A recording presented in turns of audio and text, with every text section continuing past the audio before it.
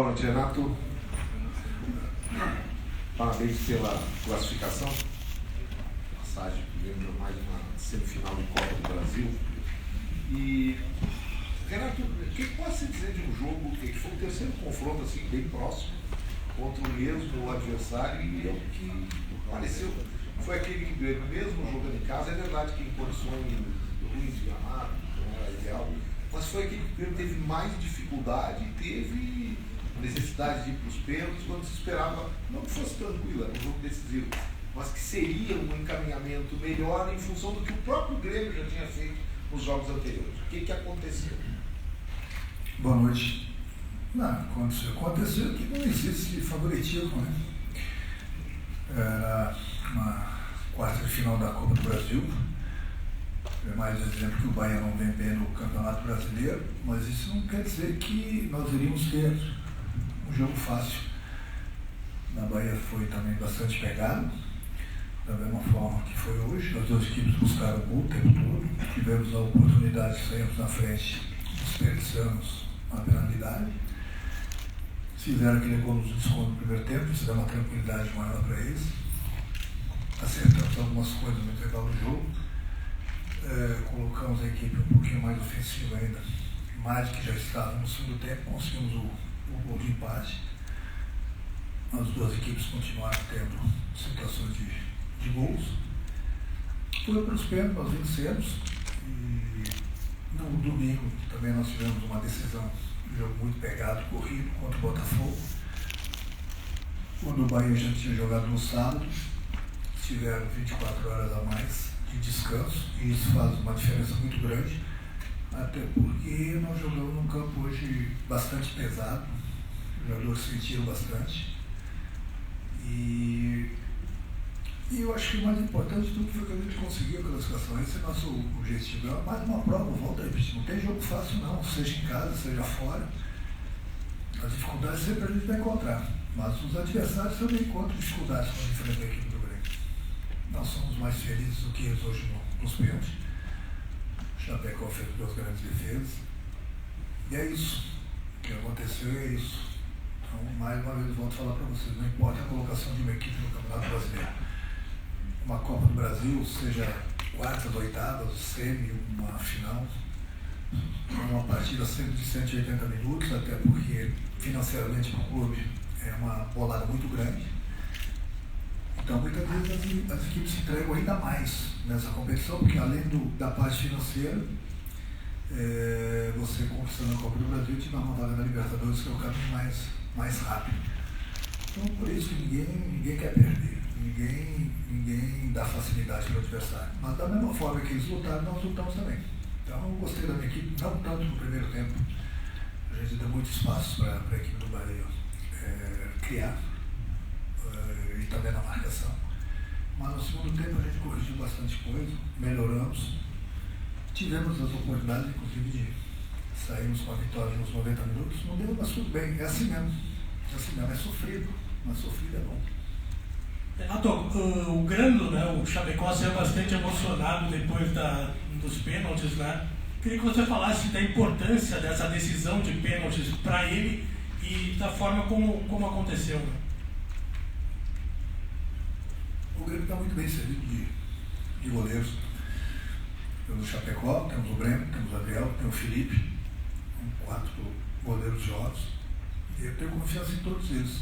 Eu falei lá no campo para o Adriel, no Campeonato Nacional, foi você que defendeu os pênaltis, nos deu o título. Hoje foi o Chapecó. O Breno, sempre que a gente pediu, ele jogou, ele nos ajudou também. Então, enfim, eu acho que o importante é o Mauri e o Eber, que vem treinando muito bem nossos goleiros. Antes das cobranças dos pênaltis, quando terminou o jogo, eu chamei o Chapecó de lado e falei: hoje vai ser a tua consagração. Estou bem tranquilo, confiança total, você vai nos ajudar, você vai dar essa passagem para a próxima fase, para a semifinal da Copa do Brasil. Então fica tranquilo, você vai defender pênaltis. Pênaltis ou pênaltis. Vai defender duas. Importante essa confiança sempre que eu passo para eles, mas o mérito todo é dele, do marido dele, que treina no dia a dia.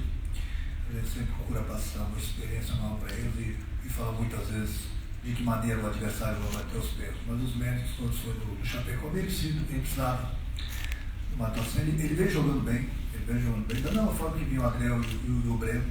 Então, por isso que eu digo, o Grêmio está muito bem servido de goleiros e hoje foi a vez dele. Hoje ele nos ajudou muito durante os 90 minutos e nas cobranças das penalidades. Renato, o Grêmio já carimbando essa vaga para as semifinais da competição, vai ter 2 adversários possíveis pela frente que são bem complicados. Está acontecendo o jogo ainda entre Atlético Paranaense e Flamengo. Como que você espera contar com o Luizito Soares? Hoje a gente viu na segunda etapa ele sentindo a coxa esquerda, parecia posterior, enfim. O que você já conseguiu conversar com ele sobre a situação clínica? E até envolvendo, obviamente, o tratamento do joelho direito, até pelo que a gente já ouviu, seria após essa partida que ele poderia ir se consultar com o seu médico lá na Espanha, mas a informação que vem do Uruguai hoje pela manhã é de que ele não vai mais para a Espanha para iniciar esse tratamento. Como que você tem conversado com ele, até pensando nas semifinais e em ter ele 100% para essas semifinais? Bom, eu falei na última coletiva aqui, após o jogo do Botafogo, que o Luiz, ele é um caso à parte. Dá para cravar aqui, amanhã ele vai treinar, depois amanhã ele vai treinar, no próximo jogo ele vai jogar. São as dores, elas não avisam quando elas aparecem.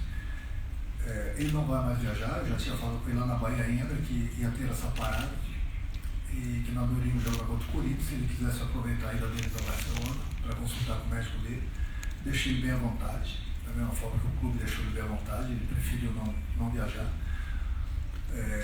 Eu nem conversei com ele ainda, depois do jogo, sobre isso, ele meteu a mão aqui assim do quadril, não sei o que ele sentiu, além do joelho.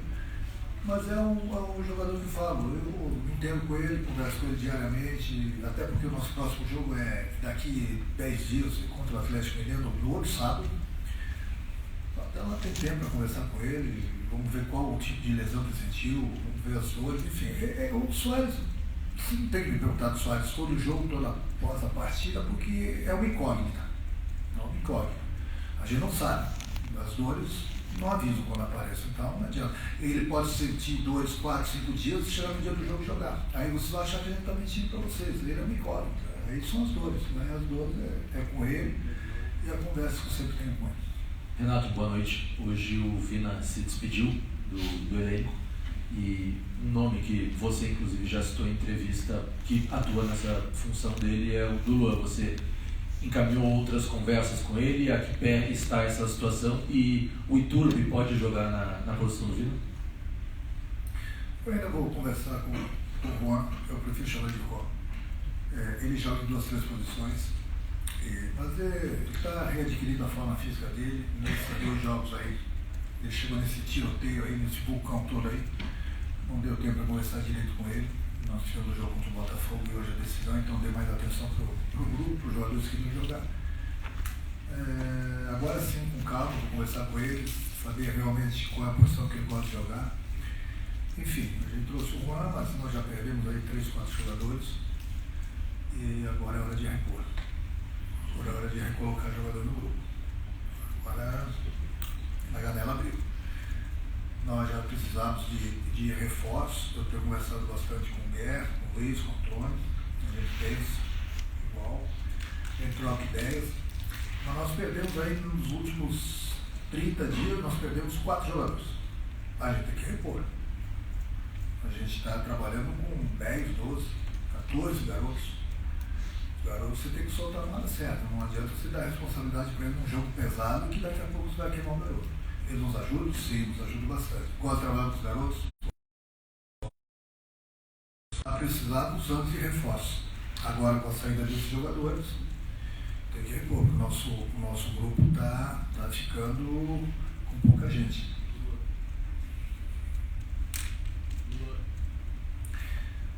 O Luan, ele me ligou na última sexta-feira, vou trocar umas ideias dele com o Guerra, com o Luiz, com o Antônio.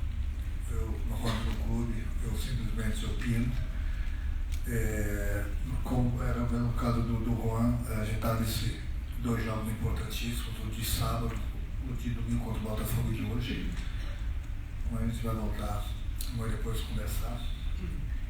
Eu falei para vocês lá atrás que é muita calma nessas horas, não é assim, não sou eu sozinho que decido, a gente sempre quando conversa tem sempre 3, 4 pessoas. E essas 3, 4 pessoas opinam, entendeu? 3, 4 cabeças menor do que um. Então está lá brigado, focado nesses 2 jogos. Agora o assunto vai voltar à tona, a gente vai começar a trocar ideias.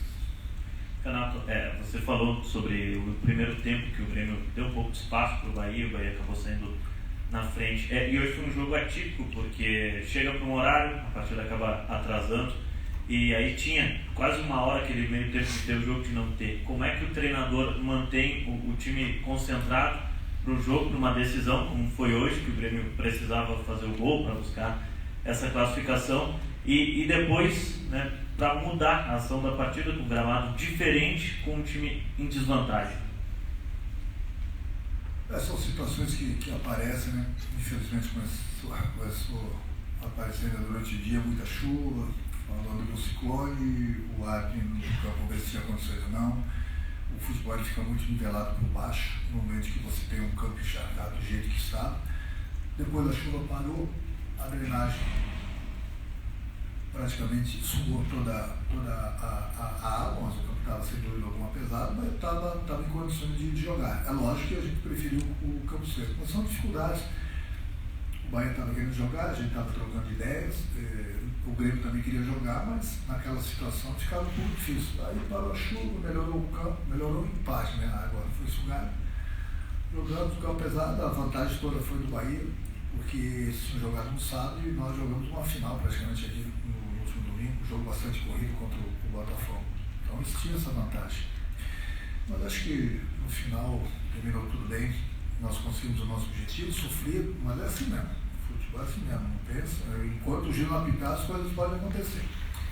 Eles tiveram oportunidades de fazer gol, nós tivemos as oportunidades mais claras, principalmente no segundo tempo, da gente ter virado o jogo, não viramos, e foi um sofrimento. Aí nos pênaltis, né? Pênaltis é pênaltis, mas eu estava bem tranquilo, bem confiante, nós treinamos bastante pênaltis, desde o início da Copa do Brasil, todos os dias os jogadores saíram pênaltis. Erramos, só é quem bate, né? Infelizmente o Franco tinha batido, convertido todos eles, hoje ele bateu, o goleiro fez uma grande defesa durante os 90 minutos. Depois do gol, o Chapecó estava lá para nos ajudar. Doutor, boa noite, parabéns pela classificação. Mais uma vez o Ferreira entra, né, e resolve ali pelo lado esquerdo, jogador agudo, com drible. Hoje ele foi fundamental no gol do Vila Sante.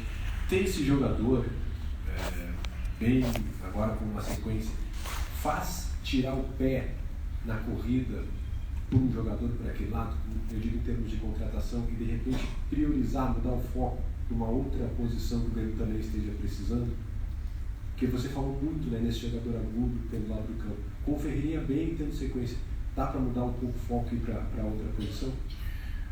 É lógico que é importante a volta do Ferreirinha. Eu tenho conversado bastante com ele.